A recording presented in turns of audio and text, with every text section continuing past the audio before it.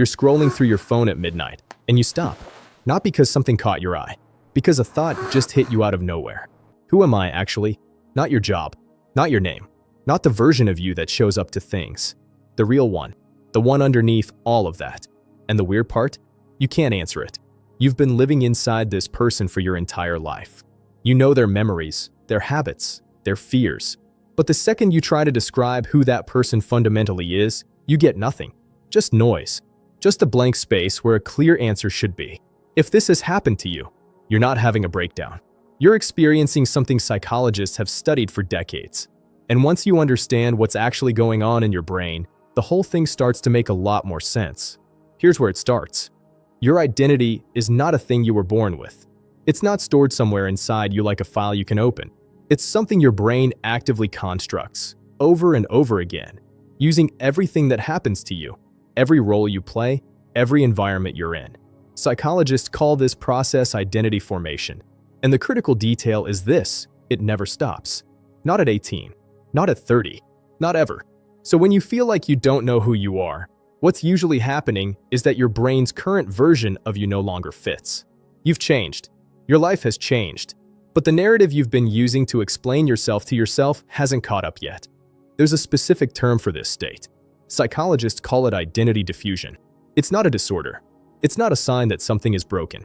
It's a recognized psychological condition where the sense of self becomes genuinely unclear, usually during periods of significant change or growth. First described by psychologist Erik Erikson and later developed by James Marsha, identity diffusion happens when someone hasn't yet committed to a clear set of values, beliefs, or a coherent self-concept. The internal structure is there, but it's unorganized, overlapping, contradictory. And here's the part that most people don't realize. Modern life is specifically designed to trigger this. For most of human history, your identity was largely handed to you. Your community, your religion, your family's occupation. These things defined you before you even had a choice in the matter. That sounds limiting, and in many ways, it was. But it also meant the psychological work of identity was simpler. The walls were already there. You just had to decide how to live within them.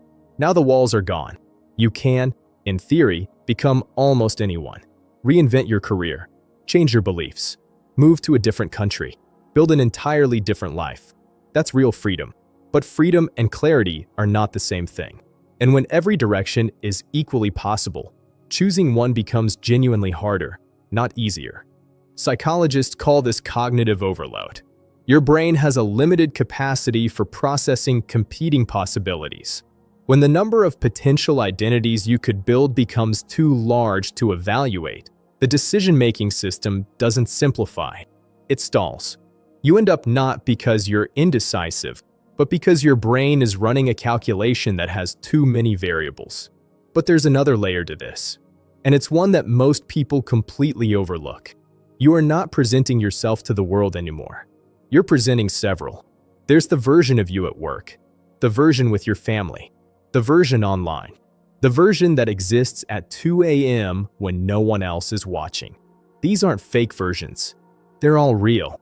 They're just calibrated differently depending on context. Psychologists refer to this as self-presentation theory, the idea that we naturally adjust our behavior and self-image depending on the social environment we're in. The problem isn't that you do this. Everyone does. The problem is that when you're running 5 different versions of yourself across 5 different contexts, and you try to find the one stable identity underneath all of them, it gets very hard to locate. This is where the confusion actually lives. Not in weakness, not a lack of self-awareness, but in a very specific cognitive gap between who you've been and who you're in the process of becoming. Here's the reframe that changes everything. Identity confusion is rarely the absence of a self. It's almost always the sign of a self in transition. You've outgrown your previous narrative, the story you used to tell yourself about who you are, but you haven't finished building the new one yet. You're in the middle of revision. Think of it like a library being reorganized. Mid-reorganization, it looks like chaos. Books are pulled from shelves. Nothing is in its usual place. Someone walking in might think the whole system has collapsed. But the disorder isn't the end state. It's the necessary condition for a better, more accurate arrangement. That's what's happening inside you. The old categories don't fit anymore. The new ones aren't finished yet, and you're standing in the middle of that process, surrounded by material you haven't found the right place for. So what do you actually do with this? The instinct most people follow is to search harder, to sit down and force an answer, to decide who they are and commit to it. But that's not how identity synthesis works. You can't think your way to a new self through sheer effort. The research on identity development is consistent on this point. Coherent identity forms gradually, through lived experience and honest self-observation, not through forced introspection. What actually works is different. It's quieter. It's about noticing what remains consistent across all your different contexts. Not the roles you play, but the values that keep showing up inside all of them. Not the opinions you hold, but the sensibilities you keep returning to, even when no one is asking you to. Not who you think you're supposed to be, but who you actually are when the pressure is off. Identity isn't something you find by looking inward intensely enough.